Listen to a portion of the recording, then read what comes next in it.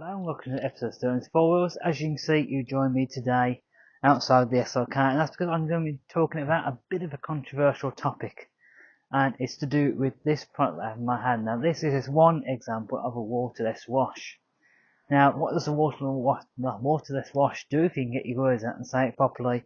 Basically, it's like a sort of very concentrated sort of a cleaner that's in your hand, and you can just wipe the car over. Now, this is quite controversial because some people say you shouldn't use it, some people say you can use it.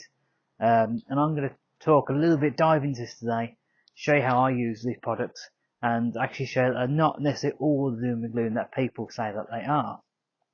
So, how and when to use these products is probably the most important area that we'll start off talking about first. The one thing I would say is I wouldn't use this on my daily driver B-Class, for example, when it's been out and about in the week in all sorts of weather. I wouldn't use that to do this car and clean it completely. I think it actually takes longer than to do with a traditional sort of sponge and bucket and that sort of system. But it doesn't mean that this product is a complete waste of time, or any sort of waterless wash, if I can get the words out again, is a waste of time, because I do think there's a place for it.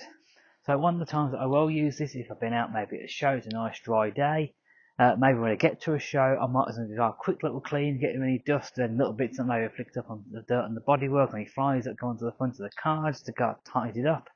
So I'll show you an example of what I do. All I will do, and you really don't need much of this.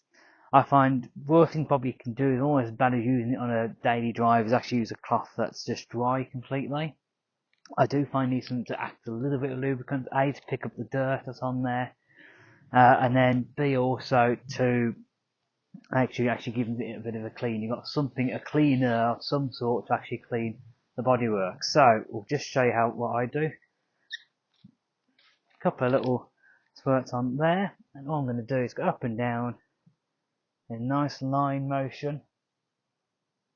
Actually, less likely to get any swirl marks by doing this as well.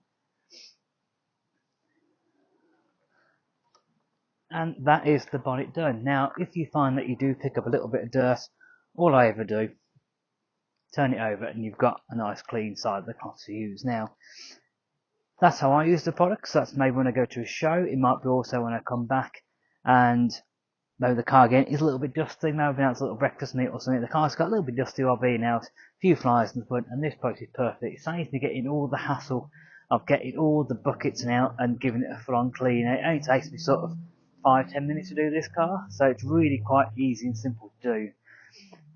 Now, there is a word of warning with these ones, because there is a reason why you don't use this to clean stuff like the B-Class, and that is because it's not really the most safest way to clean your car. You're okay if you've got a little bit of dust, a few little flies on the front, and that's the reason why I can get away with this almost. You can get away with it if you know how to use the product again, using that sort of line motion that I've just seen me do.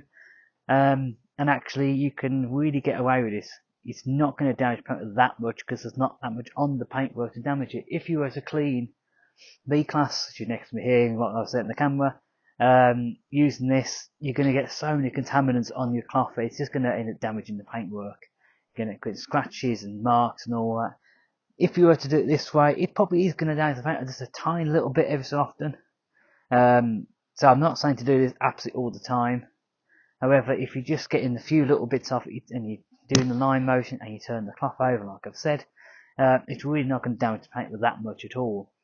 If you're like me, I quite like machine polishing my car, so any little bit light scratches that you do get while doing this using waterless washes are going to come out with that as well. So I just really wanted to break down some facts. Now, the products I use is Finesse. It's fine now, the quick detailer, and it's fantastic stuff. This is. I find with this stuff, the only thing, a bit of word of warning with it, don't use too much. I find less is more with this product, and I've said tons of times, but I do find if you use too much of this, it's very much, it leaves a sort of streaky finish, and it's not too bad actually on these sort of lighter colours. On this silver SLK, my old SLK is silver, on my SR I've used it a couple of times, and it can really be quite streaky if you use a bit too much. And again, if you just put a bit too much, all I do is follow the cloth over so you've got a nice dry side of the cloth for that as well. So I'm going to sit on the fence with this one because I think that there is a place and a time for this product. As I've shown and explained, when I use it on this car, I'm confident enough to use it on this car. I would never recommend you guys something that I wouldn't use on my own car. However, as ever with this product, word of warning, I wouldn't use it on something like my B-Class daily driver. And I don't think it's ever going to be designed to replace that sort of bucket and sponge type of wash to really get the contaminants off your paintwork. But something that's lightly contaminated, you can get away with this. So a quick little video and something a bit different this week, sort of displaying the myths and showing you how I clean my car. I often get lots of comments at my shows how I keep them looking so clean. And this is one of the ways that I do it. It's just something that helps me, and it's quick and easy at a show. Give it a quick clean, it's looking its best then. So as ever, drop a like on the video if you liked what you've seen today. It really does help me out seeing what you guys like and what you don't like as well, and I can make more of what you like. If you have any comments about this, or you have your own opinion on waterless washes, please do let me know in the comments below. I always like a bit of debate and see if you guys agree or disagree with me. It would also be great if you could hit that subscribe button. I'm trying to get up to 400 subscribers at the moment. I am going to be doing hopefully a little bit of a giveaway, hopefully, which I'll give a little hint of what the sort of giveaway is going to be in regards to, and it's sort of is detailing, so it's quite fitting about this video today. I'm only about sort of 30 to 40 subscribers off at the moment, depending on time of filming and whenever all that stuff, it goes up all the time.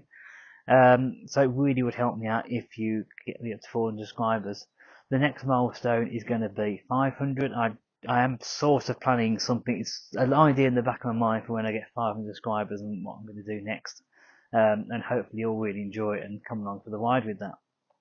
So it's goodbye from me, goodbye from the old WrestleCake, and I will see you next time.